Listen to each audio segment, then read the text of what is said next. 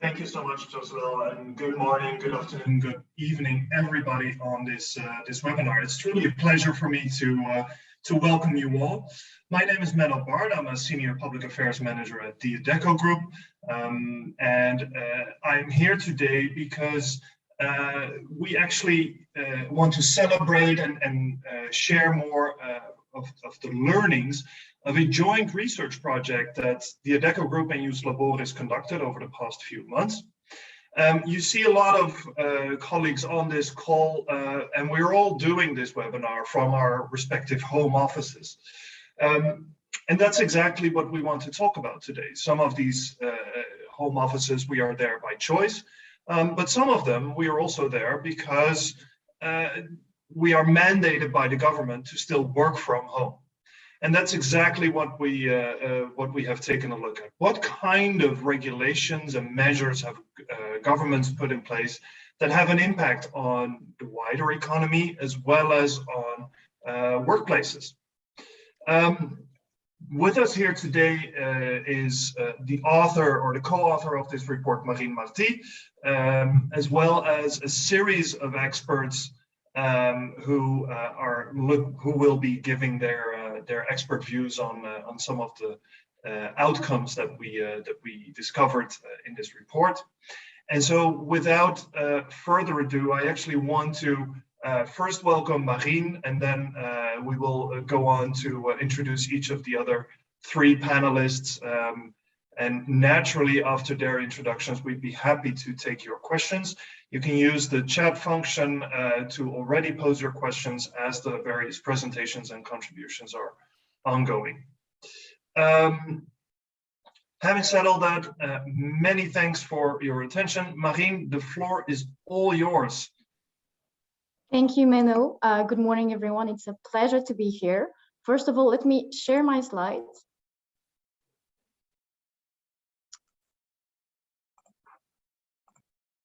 That you should see now. So this is the 5th edition of this paper, and for this edition we have decided to partner up with Laboris to offer an even more extensive overview of what government have done to face this crisis, what has worked and what hasn't. So let me deep dive straight into it and give you a bit more, not spoiling here, a bit more into details what the study is about. So the goal of the study was to compare and rank 20 countries based on their ability to mitigate the impact of the crisis, both economically and socially. When I mean economically, I'm thinking about economic indicators such as GDP, unemployment, employment rate, stock market index, you name it. When I say socially, I'm thinking more about health indicators such as number of cases per million or number of deaths per million, vaccination rate, vaccination speeds. Those kind of indicators put together to come up with a ranking with the countries that have best been able to mitigate the crisis. For this edition as well, we have decided to take two time frames into consideration. First, we look at the whole pandemic, and then we decided to take a specific focus on the recovery phase. Because as we are now 2 years into the pandemic, we wanted to see which country has been best able to respond to the crisis, react, adapt, and finally recover. So who's the winner? Who made it best? Well, let me lay it out straight away to you. And for the whole pandemic, we found out that South Korea was actually outstanding. On every indicator, South Korea has outscored all other countries. But when it comes to the recovery, we found another interesting result. We found that Singapore is actually the best country. It had the strongest economic rebound. It had an outstanding management of the crisis when it comes to cases per million, deaths per million, but also vaccination rate, vaccination speeds, and all of that together explain why it is now on the top. This is not all what we found. We have, of course, this Podium, but we found other very interesting results that we want to share with you. There are 3 of them. First, saving lives saves the economy. Second, stringency does not mean efficiency. And third, support measures support the recovery. So now let me deep dive in each of them and tell you a bit more what we exactly mean by that. Let us start with the first one, saving lives saves the economy. So here you have a quite complicated graph at first sight, but let me walk you through it. So here on the horizontal axis, we have ranked countries from a scale from 1 to 20 for the best performance economically. Here vertically, you have health rank. That means the countries that have been best able to mitigate the crisis, to minimize the number of cases and number of deaths. And then there you have all the countries scattered on the graph. So in our example, as I said, Korea just here was the best. So the best are in this corner of the graph, whereas those that didn't perform well, they are at the other end of the graph, in our example, Spain. But you also see this trend line. What does it tell us? Well, it shows that those countries that were best able to minimize the impact of the crisis in terms of health, so minimizing number of cases and number of deaths, well, they're also the ones that perform best economically. In other words, saving lives saves the economy. And I want to give you an example. The example of Brazil, which you see here, rather at the end of the graph, meaning they haven't performed well. But interestingly, in the other version of the paper, Brazil was performing economically very well, in spite of having a high number of cases and deaths. And yet in this edition, they have completely shifted toward kind of those that couldn't manage the crisis. So this explains that saving lives saves the economy also in the long run. They have been completely overwhelmed by the number of cases, and it has impacted their economic performance. Now, every good rule has also an exception, right? And I want to give you that to say that in our case, the exception is Sweden, that you can see here. As you can see, Sweden has performed very well economically, but when it comes to health management, they didn't do outstandingly. So why is that? How do we explain that? Well, when we dig a bit deeper, we found that in the case of Sweden, it's actually the business confidence index and consumer confidence index that have driven the whole recovery or the whole economic performance, which means that both businesses and consumers have remained confident enough to keep spending and to keep investing. Now, of course, Sweden has been famous for not having any lockdown or not putting in place any strict restriction. And I would say it's easier to keep spending and keep investing when you know there is no lockdown tomorrow. It was a strategy. In the case of Sweden, it worked out, it paid off. But otherwise, we can say saving lives saves the economy. Now let's come to the second finding we have, which is stringency does not mean efficiency. Here again, you can find the same graph. Horizontal axis, you have the economic performance from 1 to 20, 1 being the best. And on the vertical axis, you have the health performance, 1 to 20, and again, 1 being the best. This time you have bubble. The size of the bubble represents how strict a country has been. So that means on a scale from 1 to 100, the restrictions a country had put in place, for example, school closure, wearing a mask, lockdowns, well, there are measures, and the bigger the bubble, the more strict a country has been. For example, here you can see Italy has quite a big bubble because they have been knowingly quite strict. Now, one would say instinctively that the more strict a country has been, well, the better health outcome they have.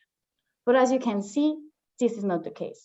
We actually find no correlation between being strict and better health outcome. What we do see, however, is that some countries that have implemented or restricted the entry to the territory or strict border control are the ones that perform the best in terms of health outcome. And this is why you have some countries in red here. You have South Korea, Australia, New Zealand, Japan, and Singapore. So what we take from it is that stringency does not mean efficiency. Just implementing strict measures for the sake of it does not yield better outcome. Of course, we want to say as well that restricting entry to territory is, of course, easier for island countries or peninsula in the case of South Korea. But it seems that it's better to have targeted measures. This is one of our conclusions. Now, moving as well to the third one, support measures support the recovery. What do we mean by that? Well, again, you have the same graph. Here you have economic rank, vertical axis, you have health rank. And again, the country is scattered.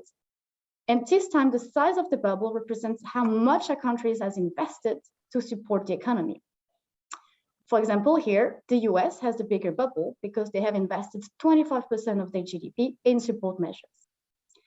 The reason why some countries are in green here is because we've noticed the bigger the bubble, the better the economy. In other words, support measures support the recovery. But in itself, spending alone is not enough. And we want to highlight that with the case of the UK. The UK here, as you can see, has quite a big bubble, has invested quite a lot in terms of GDP to support the economy. And yet, the outcome is economically is not that good. Why?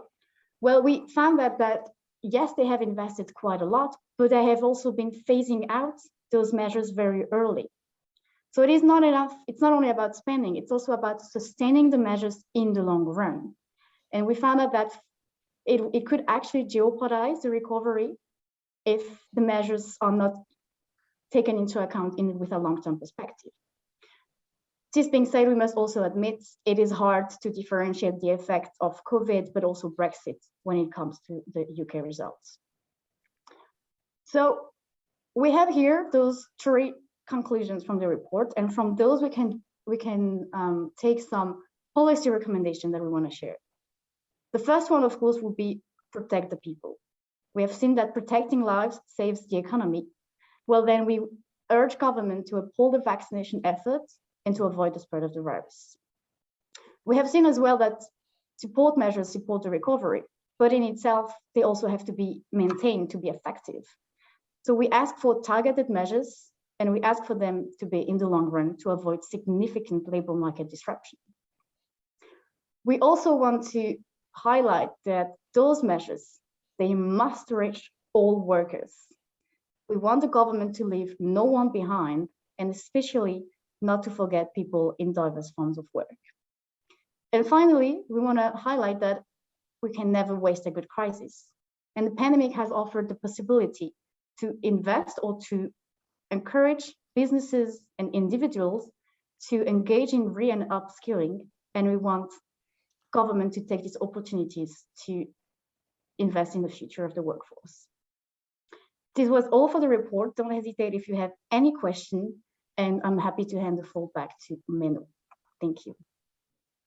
Wonderful. Thanks so much, Marine. And indeed, we may have a chance to come back to you in the Q&A session. Now, you called out the UK as one of the countries that did not perform particularly well. And so it's a true pleasure to introduce to the public James Davies. James, a founding partner of Silkin's employment practice, one of the Laboris member firms. What are your thoughts when you hear this? Do you have any comments? Do you recognize this image in a way?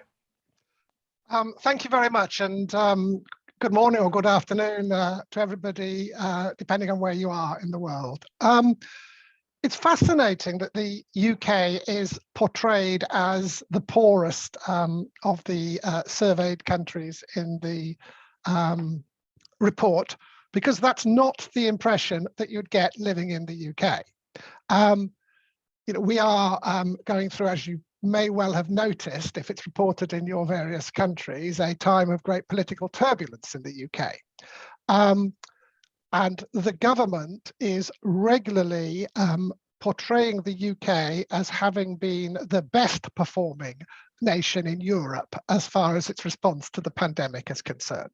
Now, of course, it's going to try to do that because it has a vested interest in doing that. But I do think that if you talk to people around the country, and those who support the government and those who do not, you will generally get an impression that the British people think that the UK has done reasonably well. And I think that there are a variety of reasons for that. I do think that what Marine said about the economic impact of Brexit is very important. The UK own government has said that the UK's GDP fell by 4% because of Brexit alone. And that Brexit will have a more significant long-term impact on the economy than the pandemic. And it would be interesting to sort of try to look at the statistics if the impact of Brexit was taken out. It's also the case economically that the UK is portraying itself as having been having very strong economic performance, but that is because it had a very profound dip. So it's now growing faster than any of the other major European countries. But that's quite easy to do, to grow from a very low base. But of course, statistics will be presented in a way that suit the messenger's objectives. It's also the case, I think, in the UK that there is a perception that is supported by the data that the UK has been very successful in vaccinating people quickly. And I think that's partly due to the National Health Service here, which is hugely trusted by the population. And we do have lower rates of vaccine hesitancy, it seems, than in many other countries. And we have been slower than some countries in vaccinating children. And so if you look at the statistics of vaccination rates, you know, the UK is pulled back a little bit by delays in vaccinating children, but children are not the people that get profoundly ill. And I think that the other thing about the UK as a Welshman is that you can't look as the UK as a whole, because health is devolved to the various nations of the UK. And whilst England has had relatively lax restrictions, Wales, Scotland and Northern Ireland have been much closer to the restrictions that you've seen in most of, for example, Western Europe. Thanks very much, James. Indeed, all very important nuances, I think, to take into account looking at the picture that our report paints. I'll be happy to get back to you on a more workforce-specific point of view in a moment. But first, let's move to South Korea. And Bryan Luro, you are the country manager for Adecco South Korea. You have 18 years of experience in workforce solutions and talent management in Asia. Beyond the government decisions, beyond geographic elements, what do you think has helped South Korea to perform so well in this aspect? Thank you, Menno, and welcome to everybody, and good morning, good afternoon, good evening around the globe. For South Korea, the first on the report, it's a first place that I guess everybody would have wished to not win over the last 2 years, but it was a very interesting journey here, and to see the country performing. Before answering your question, I'd like to bounce back on James.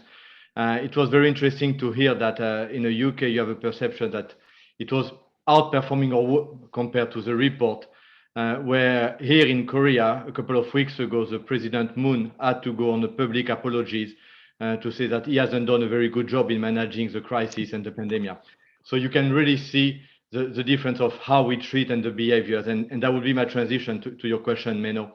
I think that beyond, yes, the peninsula positioning and closing the borders and some government decisions that you see in the report, the government hasn't spent so much money versus some other countries in terms of GDP. I think it's a lot in culture, first and foremost. I think the place of the elders in the Asian society and really in Korea. Family lives with their parents and their grandparents. I would say pretty much all my young staffs are living with their grandparents. It's Lunar New Year's coming in a couple of days, and we ask them what they're going to do, but they're going to spend time with their family and their grandparents at home or look after them. So really, people get vaccinated or wear their mask because they go home and they live with their grandparents. And we know that the population that are the most exposed and at risk are the elders. So definitely you were vaccinated not for you, but to really protect the elders, at least in a mindset, in subconscious. Another element you have experienced is like in everything, we've been dealing with a lot of uncertainty, and it's challenging all your behavior or your beliefs and your standards. And Asia and Korea have been facing a virus over the last 20 years, much more than Europe or the Western world had. There was the SARS 20 years ago, a couple of years ago, there was a MERS. So the countries, the leadership, and the people have been familiar and used to deal with similar pandemics and react very quickly. In Korea, if you have just a cold, you wear a mask to go to work to not contaminate people around you. You're going to be washing your hands and having gels, and very, very frequently, almost in every office, even pre-pandemic, just because, again, in that culture, the individual goes after the group. Okay, really, in Korean culture, the group predominates the individual. So you will adopt behaviors that are potentially self-restricting you, but in favor of the group, or for the better for the larger group. So that has also had a big impact. And then if I look at the decision from the leaders, I'm not looking at the spending, but if I slightly compare, you know, I'm French, I'm sure my accent already gave up me on that one, but we have been very, very consistent here. And you could feel that, yes, at the beginning, the other side of the party, of the country, tried to use it against the current leadership, but they quickly stopped. So there was really a united nation in decision, in behaviors, and very, very consistent. Okay, from the beginning, they decided with a 3T policy or strategy, which was taste, trace, and treat. And they haven't moved from it. And for the first time today on the news, they talk about walking away from that strategy. Means during 2 years, they sustained the same strategy. Now with the data that we're getting and things the other countries dealing with, the latest Omicron that apparently is less dangerous, but it's just spreading faster, they're reassessing their strategy around this one. But during 2 years, we had the same message. During 2 years, we had the same strategy and the same way to address and contain it. And when I was seeing the report and the comment from Marine, Korea never had 1 day of lockdown. We haven't had 1 day of lockdown. I've been working in my office, not in my office, only 3 days. I work from home 3 days, and 2 days were because I got my vaccine, and today is the third day because I got my booster. So the whole time I've been working in the office. So there was not massive, for sure, we had limitation of people, so social distancing has been a key element, and also we had working hours flexible and people working, but we've never been in a very drastic decision making from the leaders, but we kept consistency. We trusted a lot the people, like you could maybe take, and that's maybe one explanation for Sweden. We really trusted the people, and experience and local culture with the place of the elders, I think, played a very big role in the performance of the country. Thank you so much, Bryan. Indeed, cultural aspects, but also consistent, targeted measures that people actually followed. Yeah, that sounds like a recipe for success, of course. Now, when we look at continental Europe again, Claeys Engels, welcome as well. You are a partner and chairman of the boutique labor and employment firm Claeys and Engels, and you're a professor at the Catholic University of Leuven. Welcome. And I wanted to actually ask you already a bit more specifically, do dismissal restrictions help recovery? We've seen a lot of focus on first the entire pandemic, but then specifically on the recovery. And we know that we want to avoid unemployment, of course. Do you think Belgium has the right recipe in place, and does it include dismissal restrictions? Well, listening to Bryan, I was thinking I could just say that what the consistency and the sense of community and society first before the individual, just turn it around and you're back in Belgium. It sounds a bit harsh, but I think we have seen we end up everywhere in the middle of the pack. If you look at the statistics that you have drawn in the report, and to be honest, it doesn't really surprise me. If there's one thing we are brilliant in, it's being average on all sides, except maybe for bicycling. Bicycling, we always go very well. I think here the consistency was one of the things that I think was lacking and was actually quite difficult for our clients. If we think about employers, because government quite often changed policies, changed restrictive measures that they were putting in place. And to be fairly honest, I also think that the government was rather inconsistent in its policies. And I think it's probably due to a large extent to the composition of our government, because it's a rainbow coalition basically from rather left to rather far right, where the different parties within the government are competing with each other, trying to get news out before the government officially decides and everything. And I think it made decision making much more difficult. Furthermore, we are not in the area of healthcare and everything, we are not a very centralized country anymore. We are, even though we are as big as a napkin as a country, we have 3 different regions that are Brussels, Wallonia, and Flanders that are competent to deal with these matters, together with the federal government. So bring it all together and you have basically, I think, the right formula for inefficiency. And then the measures had to be executed. Once taken at federal level, had to be executed at regional level. And there were differences between Wallonia, Flanders, etc. So I think they made a bit of a mess of it. And while they tried in the beginning, which in the beginning I thought was a good idea, they tried to involve scientists in their decision making with respect to restrictive measures to take. And they had a number of very well-known virologists who had like a scientific committee that was advising the government. But even there, things went wrong. Of course, the more famous the virologist at the global level, the more they will differ of opinion. They gave advice, but then the difference in the advice between the different virologists was made public before even the government got their advice, etc. So I think it made a perfect recipe for disaster. We had quite restrictive measures, and nevertheless, maybe the other thing we were a champion in is if you look at the number of deaths in the population, especially in the very beginning. When the vaccine wasn't there, we had, it's a small country, so the numbers percentage-wise go up quite fast, of course, but we had a couple of outbreaks in rather large retirement homes. And of course, before the vaccine existed, this led to an enormous amount of deaths, I think similar to the ones you saw around the region of Milano. It decimated basically an older generation. And if you compare it to now, of course, the number of deaths are much more, and it's really cynical to say, but a lot of these people that are more susceptible to dying of any infection already have gone and have died.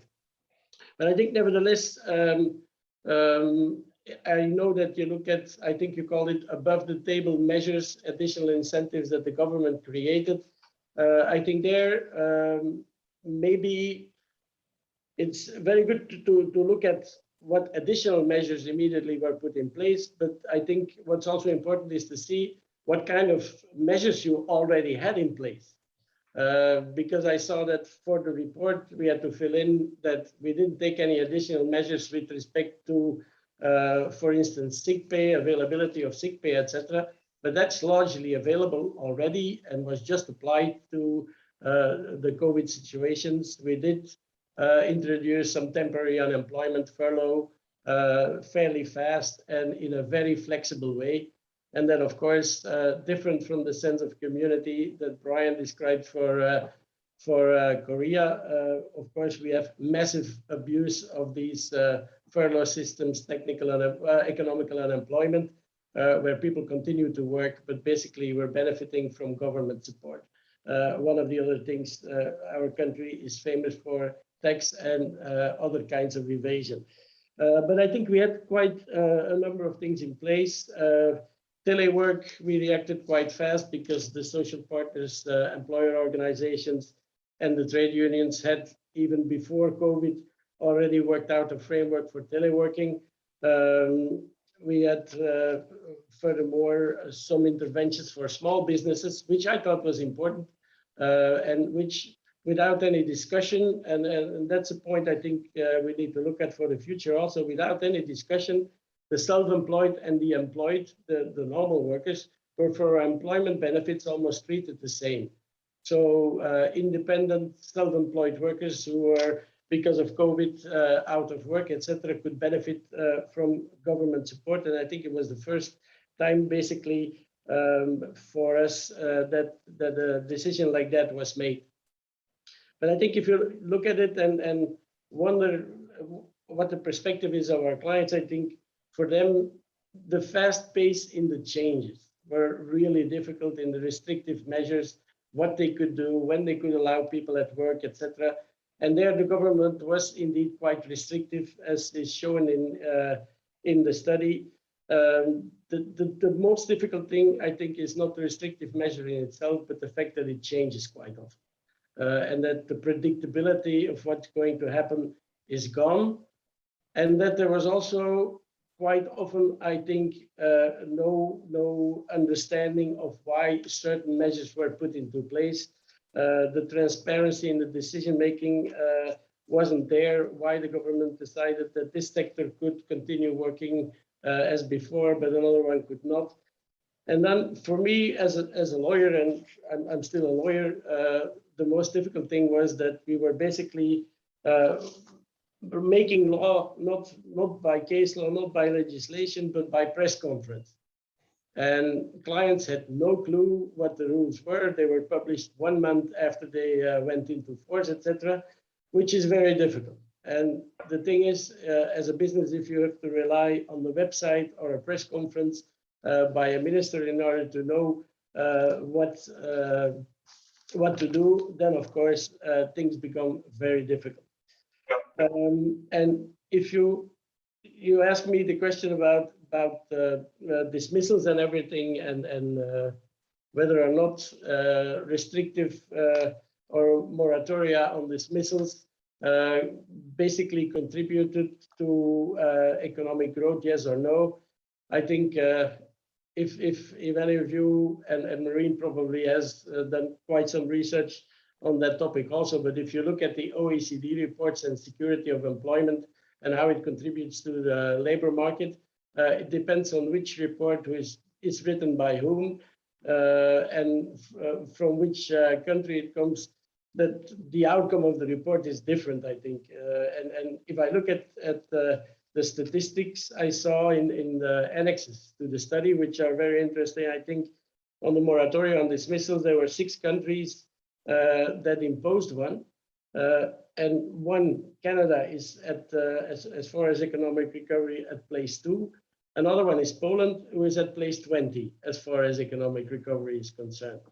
And it's kind of funny. Yesterday in the afternoon, the government came up. They keep statistics on collective dismissals, and they published statistics for the year 2021.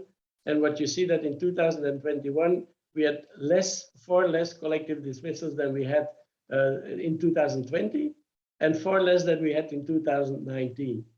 So we didn't have any rules with respect to dismissals. So whether it contributes to economic recovery, I don't know.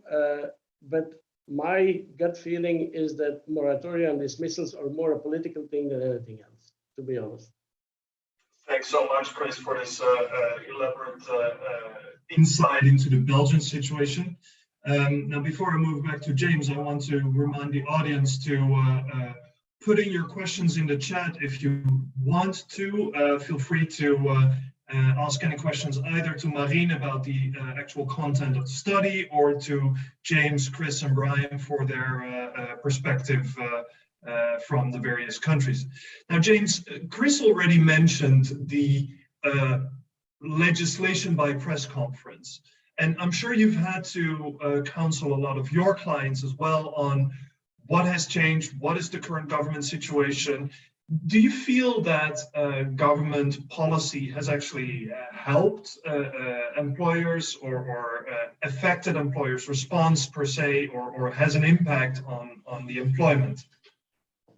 Certainly, and I would share Chris's sentiment about the rapid change of regulation being a particular challenge for our clients and indeed for us. They always seem to come out late on a Friday afternoon, which meant that we had to work late on a Friday evening and over the weekend trying to work out what it meant for the clients and communicating it to them as quickly as possible. And we were saying, well, can't this be on a Monday or a Tuesday or a Wednesday so we don't have to work all weekend dealing with it? But it always was on a Friday. You know, you could see now, I don't know how much you get in your countries about what's going on in the UK at the moment, but the health protective regulations are being analysed, the ones that were in force at different times during the pandemic, by the public, by the media, and by politicians. It's headline news here because our Prime Minister is under a police investigation now for having breached the rules that applied to him. And I don't think many people think he's going to be Prime Minister for very long as a result of his and his team's conduct throughout the regulations. And indeed, it was tricky trying to always work out what these meant for clients. But I think going back to the question, no doubt the financial support given to businesses had a game-changing impact, and the furlough scheme, which provided the bulk of the state funding the bulk of employees' salaries up to the average salaries in the country, meant that significant job losses were avoided, and indeed many of us, including me, expected that once the support was removed, we would see mass redundancies, but we haven't, and indeed there are record number of job vacancies in the UK, and I think that's consistent with many other countries at the moment. So yeah, the financial support, and I think that's going to have a long-term impact, because we've now shifted to a position where businesses and individuals have a newfound expectation that the state will step up where there are significant economic challenges. And I think, you know, there's every reason to believe, whether it's geopolitics or resurgent variants or supply chain disruption, that these challenges are going to recur in the future. One small point I'd make, following on from what Chris said, is that the self-employed were the group that were least well protected in the UK, and there were a variety of different schemes to protect people, but many self-employed fell through the gaps and struggled greatly because the various schemes that were put up to support didn't adequately cater for their challenges. Yeah, and I mean, I don't want to pull this webinar entirely in a different direction by bringing in the platform work perspective, but obviously there is a larger debate about social protection for people in all sorts of various forms of work and work or employment status per se. So, and to some degree, I think the pandemic maybe highlighted the urgency of looking at that issue particularly. Bryan, you already mentioned there was no specific lockdown, or there was no need or demand to do home office. But what kind of workplace impact did South Korea see from the pandemic? How did employers deal with the pandemic? Thank you, Menno. So pretty much every organization had their own approach to it. Obviously, people have been very pragmatic, which was good again. The government were giving a guideline, so there was different levels of security in a way, where you would either encourage work from home or encourage flexible working hours. We have companies like Google or Facebook that very quickly have been sending their employees working from home, or AWS, and some of the companies just played pretty much by their business needs. Okay, so if we look at Adecco, for example, we assess and we were doing surveys on a quarterly basis with our employee to see how they feel and what they would prefer. And we were adjusting based on the feedback for our people. What we've really seen changing more even in a mindset rather than just the behavior, first the mindset, I think the well-being, because we talk about great resignation, we talk about work from home, we talk about all those disruptions, but I think the place of the well-being of the employee became very, very central. I see in conversation with our client, when we were really at the beginning, so about 2 years ago, and we really faced that uncertainty, that new situation, and we try to align our protocol with our client and really partner with them on how they were behaving. And because at Adecco, we have about 2,000 associates working on client sites, and they have to follow the client protocols. So it's not just about Adecco, it was also really partnering with them. The discussion about the well-being was the first that was always engaged. Before anything else, before even talking about, do we have the technology, do we have the time? No, it was really how we're going to make sure that they're safe and they're fine, okay for our people. And I look at the HR department when we talk to our customers, it's always a first question today in terms of engaging a discussion. So how can we help them in terms of well-being? What's our approach and what we've seen also in terms of customers? And for sure, the work from home falls into that. But it's also rethinking the culture of the organization, rethinking the values of the organization, rethinking how you put it to the market and how you explain who you are and how you dealt with this. So it's been an opportunity for our companies to really differentiate themselves in terms of how they've been attracting and how they've been treating their employees, how they've been rewarding performance and so on, and how they've been trying to adapt to the new today or the new normal. So that was really, to me, the biggest learning, that the well-being became almost as important that the employer brand, or how do what our bonuses and how do we pay, what our products. That employees and associates care about the well-being of the potential employers, and employers really had to have that on the top of their mind. They can ignore today that candidates will be choosing not just where they're going to make more money or they have the best career, but clearly where they're going to be feeling very well cared and treated, even and hopefully not because of COVID, but just part of an organization. So that was to me really what we've seen as a real switch in discussions and mindset, and hopefully it will carry on because it's important.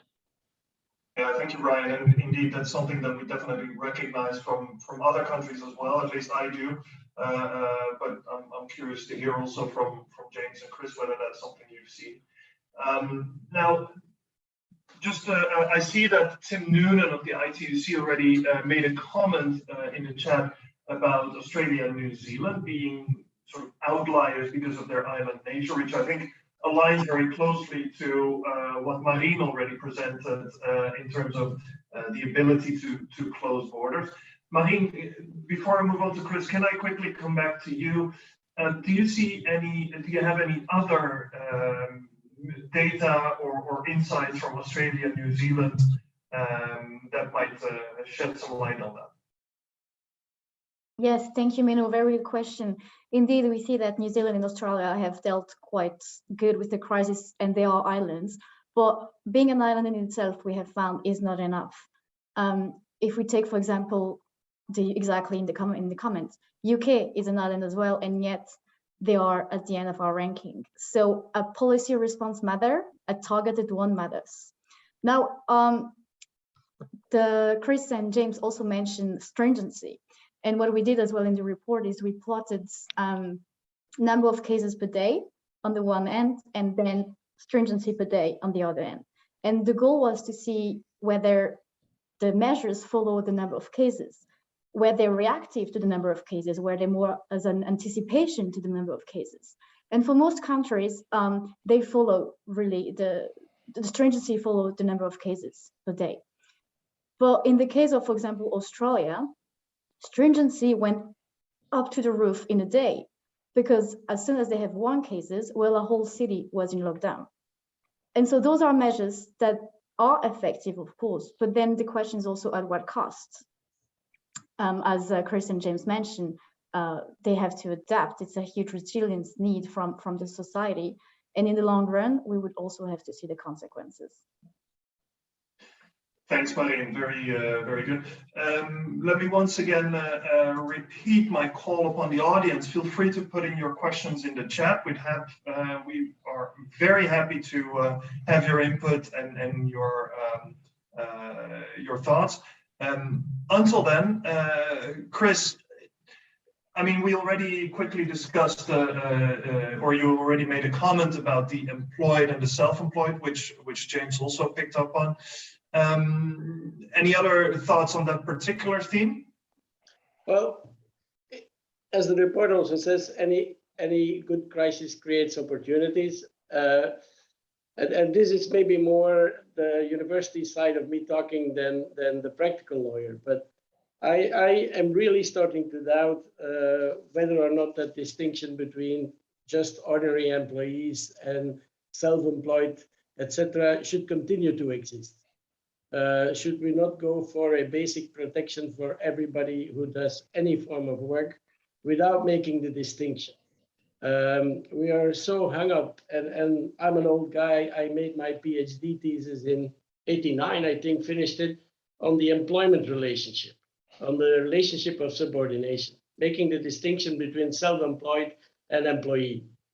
We're still discussing the same thing, and we're trying to squeeze all these new kinds of work, like platform work, into the same two categories of workers. And if you look at the EU initiatives, and you hinted at it, where they talk about collective bargaining for solo self-employed, where they try to create all kinds of presumptions of the existence of an employment relationship, I really think that you're trying to squeeze a form of work into a category in which it doesn't fit. And I really think, shouldn't we rethink our old system and create some kind, I don't want to sound far left communist saying we need to pay everybody just minimum living wages, etc. But I think we should use the opportunity to really rethink the whole system. And when we rethink the whole system, I think we should focus not only on rights, but also on, and that's something that I always hear, also on responsibilities.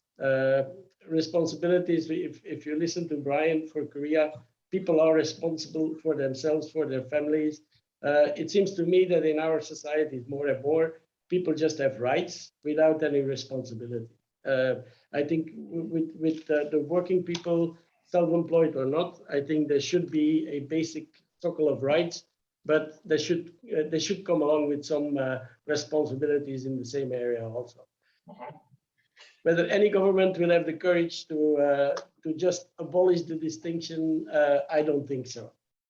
But it's worth thinking of. Yeah, no, and I'll be honest with you, at the Adecco group, we've long also seen the same developments and thought, what does this mean? And one of the terms that comes up then is, of course, do we need a new social contract? Which is, I mean, any contract is based on rights versus responsibility. So in that sense, I'm fully on board with what you're saying here. James, Bryan, I want to ask you, when you hear Chris saying we need to rethink the entire system, and in a way this crisis gives us an opportunity to do so, do you see the same need in your country? And also, what might that look like, and how is that related to the stress that this pandemic has put on the country, or on the labor market specifically? Shall I start? I haven't discussed this with Chris previously, but I really do agree with his sentiments there. I think, you know, we have a system around the world of regulating employment that has evolved, at least in the UK and I think in other countries, since the late 70s, and it's not fit for purpose anymore. The world of work has moved on, and we have a system of regulation that is designed for a world of work that is rapidly shrinking. It's partly illustrated by the growth of all the various types of relationship, platform workers, et cetera, et cetera. I don't know. What I'm advising quite a bit on at the moment is employers of record, whereby one of the consequences of the one of the things that the pandemic has accelerated is a recognition that people can work anywhere for organizations. And so what we're finding now with skill shortages is people looking around the world for people to work in their organizations. And that's really difficult from a tax, visa, and employment law perspective. And so we are working hard with clients to try to work out how best to do that. But it's also things like you've got the much greater flexibility that both individuals and employers are now looking for, and that's been accelerated by the pandemic. It's the increasing use of technology. So, one of the other issues that we that employment regulation is ill-equipped to do around the world is regulate employment decisions that are made or contributed to by artificial intelligence. And I think one of the things we've touched on is, and again, a lot of these things are being driven by a variety of drivers of change, but are being accelerated, or the pandemic is a catalyst for us now looking at these things. And so another one is where should the responsibility for economic security lie? Is it outdated to expect the employer to be providing a significant degree of financial security to people, for example, when they lose their jobs? But those people need security. So is there a political willingness for the state to step into the place of the employer in those circumstances? The UK veering off in I mustn't be too political here, but an interesting direction with Brexit, when what we really need is for business that's operating across borders, a much greater convergence of regulation. It's time for a reset. Very interesting. And of course, even though it's hard to compare the labor markets of the UK, very liberalist Anglo-Saxon, and Belgium, which is much more socialist focused almost, and then Korea, which is yet different. But Bryan, of course, within Adecco, we have decades of experience of providing both flexibility and security. Do you think that this is enough in the Korean model, or do you also see these discussions playing out in South Korea on social protection, employment status, things like this?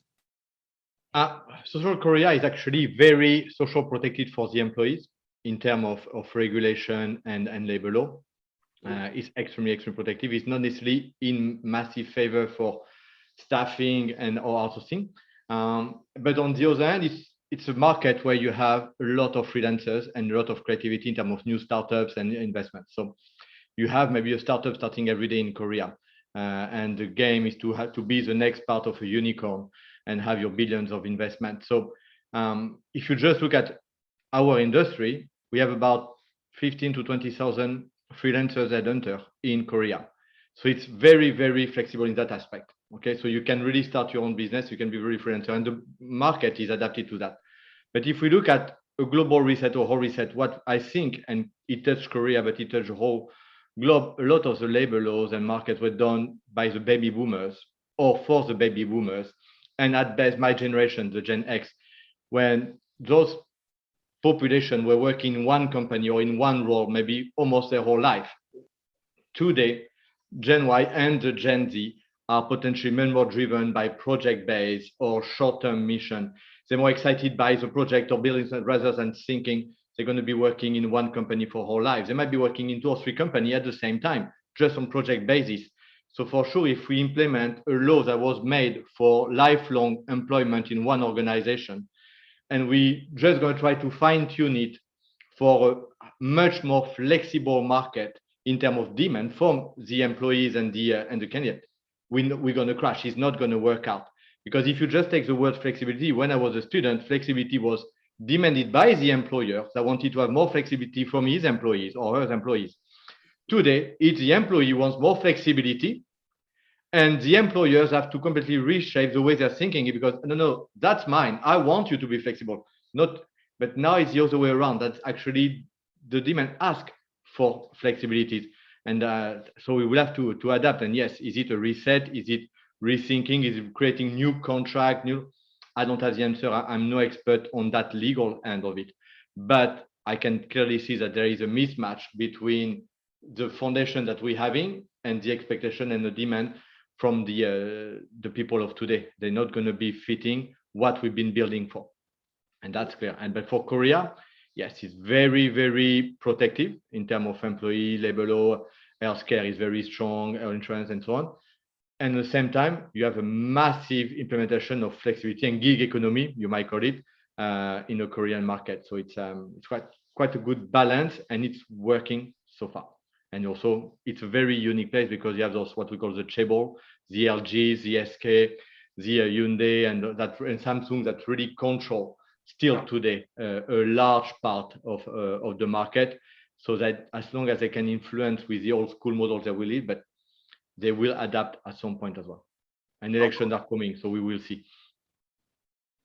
Thanks so much, Bryan. And indeed, I think this is where we will almost have to leave it. So we started off by looking at the economic impact of the COVID pandemic and then the COVID crisis.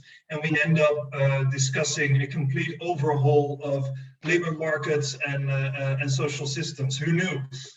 Nevertheless, I think that might even illustrate more that in the end, everything is all connected on the labor market, and there's no way to isolate one issue from a broader discussion. I want to really warmly thank our panel, James, Chris, Bryan, and of course, Marine. You've been wonderful. Audience, thanks so much for taking your time, for listening to us. Once again, if you want, you can download the paper both from the Use Laboris website as well as from adeccogroup.com. And if you have any questions, you can always connect back to any of us. We are more than happy to stay in touch with each of you. On that note, Josuel, I think you have some final comments, and I already wish everybody a wonderful rest of the day.